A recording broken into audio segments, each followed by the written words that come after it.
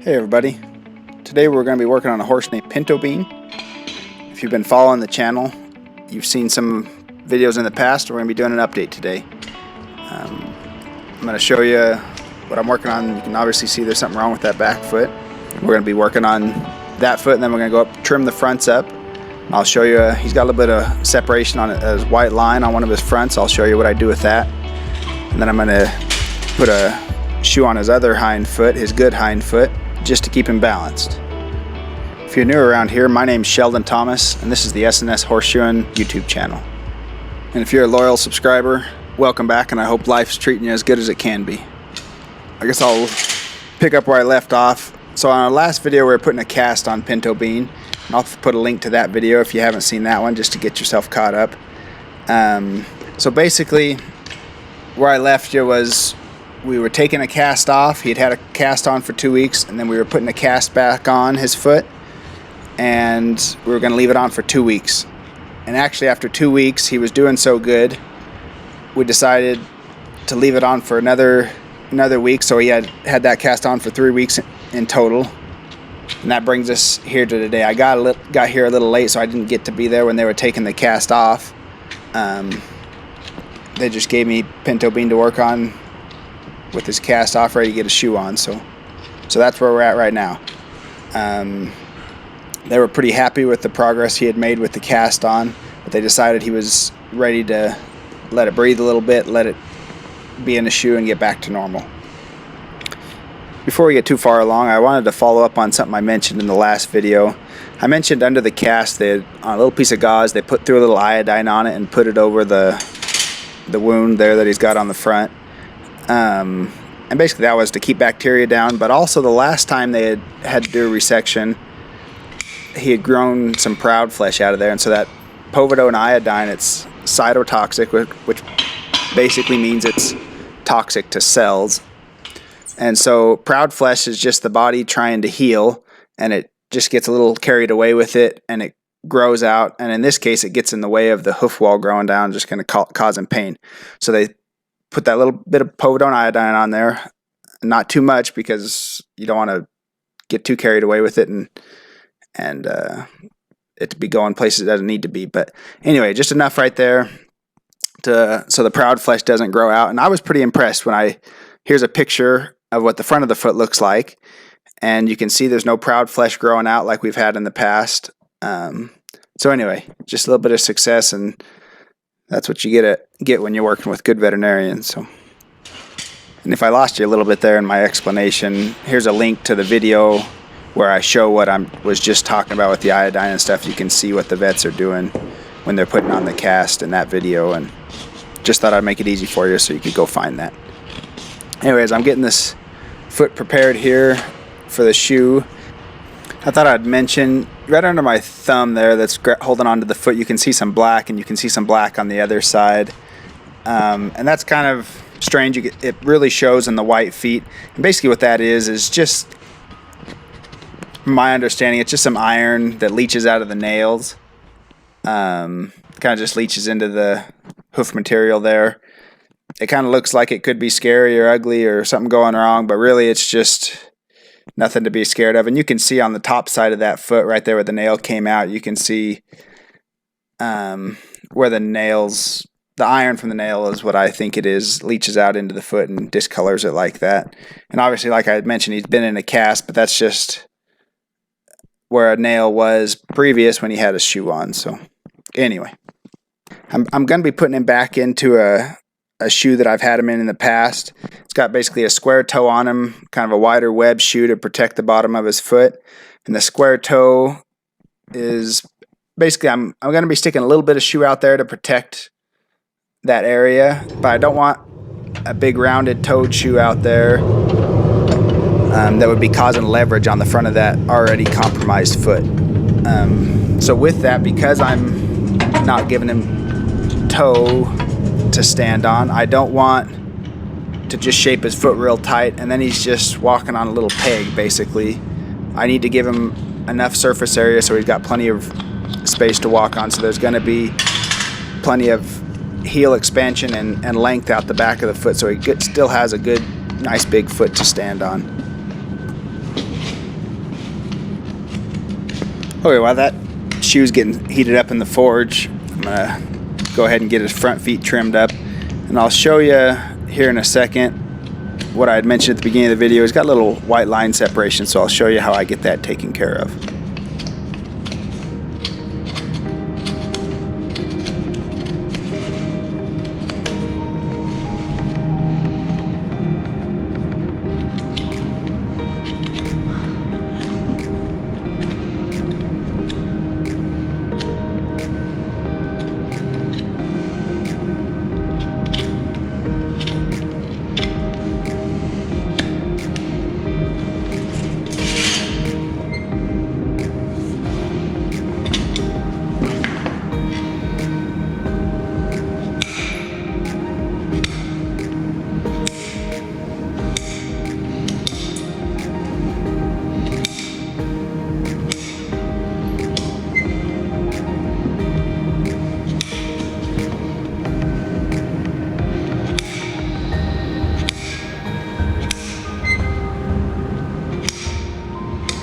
Okay, so you can see the discoloration there on the medial side of the foot there by my thumb. So basically what that is the hoof wall is connected to the rest of the foot by lamina.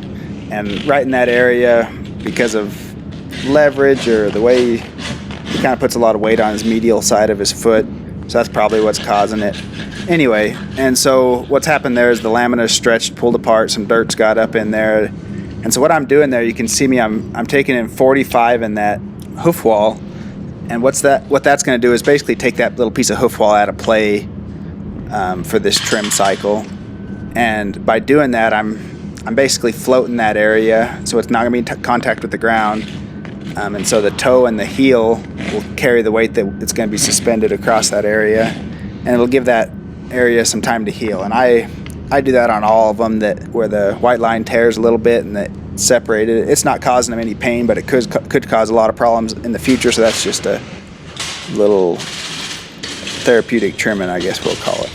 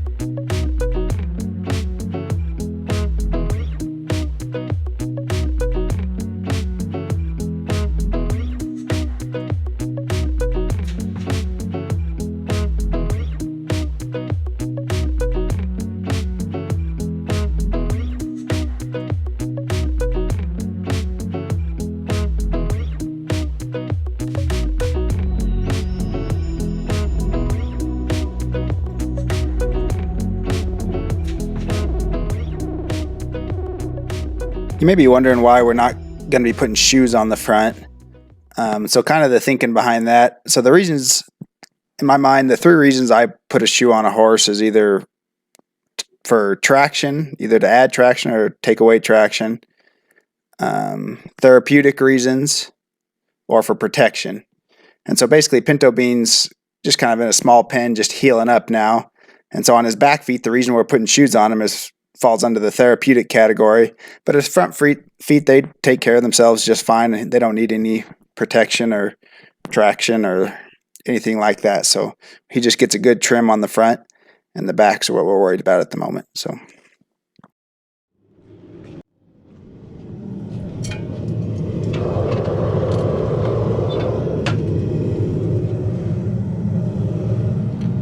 like I'd mentioned before, this is a shoe I've used before on Pinto Bean, so it's almost ready for him. It's pretty well shaped to his foot. So I'm going to do a little minor modifications. Their feet are always changing, so even if you're resetting shoes, a lot of times you got to make some little minor modifications. So that's what I'm doing here. And now since I tweaked it a little bit, I got to get it back to flat and level. So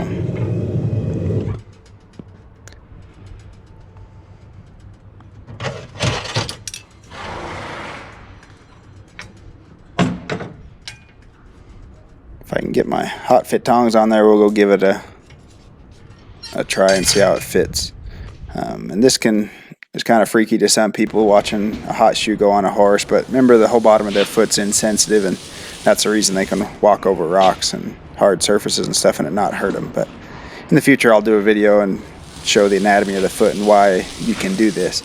And in this case it's especially important to hot fit because you can see the clips on the shoe, the two little pieces of metal coming up, and that's important in this case. But anyway, you need to burn those in and give them a little spot on the foot so they don't pinch the foot, because if you're pinching, those clips are causing more damage than good. Anyway, I guess I'll go into why we have those clips. So you can see the whole front of that foot's obviously compromised. That hoof wall that wraps around there naturally in a horse's foot is made to hold, among other things, is made to hold the foot together. And so because we've had to cut that out to get the keratoma out, the vets asked me to put clips on there to help stabilize that hoof wall, because it's not made to move each side independently like it can now. But anyway, with those metal clips there, it holds that foot and stabilizes. Anyway, so that's why we're doing that. And you can see with Pinto Bean right now, it's not super comfortable with me pounding those nails in there. He's kind of throwing a little fit, letting me know that doesn't feel good. And so I'm trying to take the shock of me pounding the nails in with my hands and stuff, and just getting it done real quick. And you can see I actually, this go around, because his foot's going to be wrapped, I only used 2 nails on each side because I didn't want to, it's just enough to hold that shoe on there so the shoe can do its job. I don't need to go putting a bunch of nails in an already compromised foot when 2 will do just fine to hold that on there. He's not moving around a whole lot. He's in a stall and just getting healed up, so there's no reason to go crazy and put a bunch of nails in there. Also, I don't know if you noticed, I'm using a copper nail on him this go around, and I've kind of mentioned those in the past. The benefit of them is the copper is toxic to bacteria, so it helps kill bacteria that might creep up the nail hole there and cause any problems like white line disease or anything like that. Not that he's had problems with it in the past, but just kind of a precautionary thing. Anyway, you can see the front of that foot looks really good. It was all bloody and from the surgery and stuff, but they've done a good job with the cast, and he's healing up really good. Something we could have done that we didn't is you could support the bottom of the foot with a pour-in pad or a bar shoe, maybe a heart bar, which is, if someone could fault me for not doing that, I completely understand. That's definitely an option in this case. The reason I didn't is just this is what the vet asked me to do, so we'll reassess next time and see if there's anything we can improve on or what's working real good for him.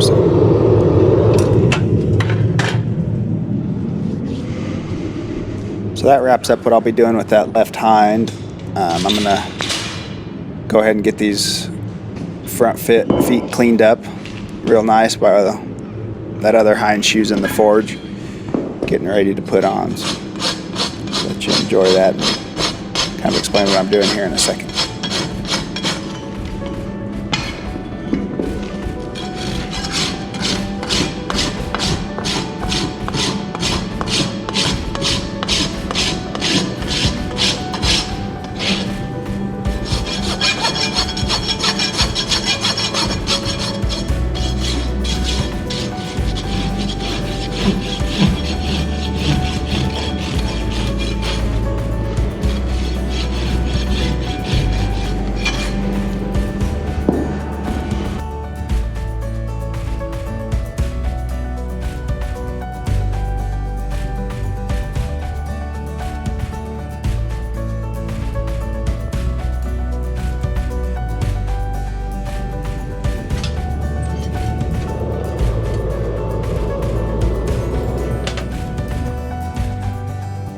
So you can see this shoe's kind of got a square toe on it. I'm gonna take and round it up a little bit and size it up to his other hind foot. This shoe, I've actually used it on his left hind before, on the one that's injured, and that's why it has a square toe on it. And then I decided to go to a little bigger shoe for the reasons I explained earlier. But anyway, this shoe will fit fine on his right hind, so I'm gonna just take that square toe out of it and shape it up real nice for the right hind. I kind of try to reuse and recycle shoes if they got plenty of life in them and it's not going to do any harm to the horse. And I guess you could call it being eco-friendly these days, but just trying to reuse stuff, just not to be wasteful. On a little side note, as I'm getting those clips flattened out and the shoe nice and flat, my anvil is a little rusty there, and I figure somebody will make a comment, so I'll explain. You can see I have it on a swing out in the back of my truck, and so kind of the thing that's kind of a pain about that is here in Washington, it just rains. It'll probably rain once a week or so in the springtime, which is good for all the wheat fields and stuff, makes the grass and the wheat grow tall, but for my anvil, right when I get it all nice and shined up, the next day it'll rain on it. So anyway, just part of life, I guess. So here at the foot, you can see I've already made a trip to the foot. I edited that part out, but just getting it burned on there, getting those clips nice and seated in there, and getting the foot level to the shoe. You can see Pinto Bean's holding as still as could be. And you saw on that other foot when I was pounding those nails in, when it was hurting him, he pulled his foot away, didn't let me know that wasn't feeling good. Anyway, so that's just kind of proof in the pudding there that hot fitting them does not hurt them. I don't know why I feel like I got to keep bringing that up, I guess, because it keeps getting brought up in the comments. But anyway, so right there what I'm doing is getting this relieving sole pressure. Nice part about burning on feet is it shows you where your shoe's contacting the sole, and you don't want that. And so you can just take your knife, relieve that sole pressure, and you can see I'm backing the shoe up a little bit. There's a little toe hanging over there. On his fronts and his hinds, he tends to grow a long toe, so back that shoe up and get his break over where I want it to be. So you see I'm going to go ahead and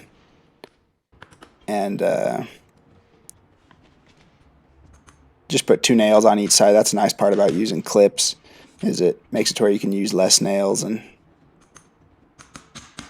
do less damage to the hoof wall with the nails. And it kind of sounds weird, but nails really are a necessary evil. They're not good for the foot, but they're necessary to hold the shoe on, and without a shoe, some horses couldn't walk in the work that they do every day. So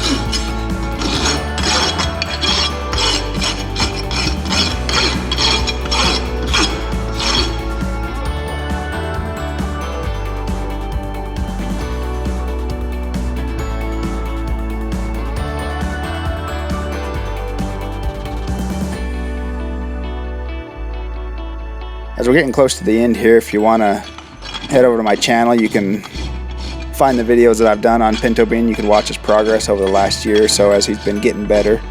Anyway, I appreciate you watching.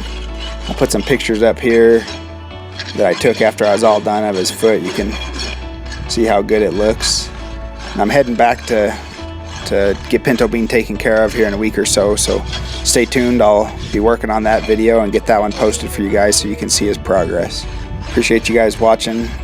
Make sure and be kind to the people around you, and have a wonderful day.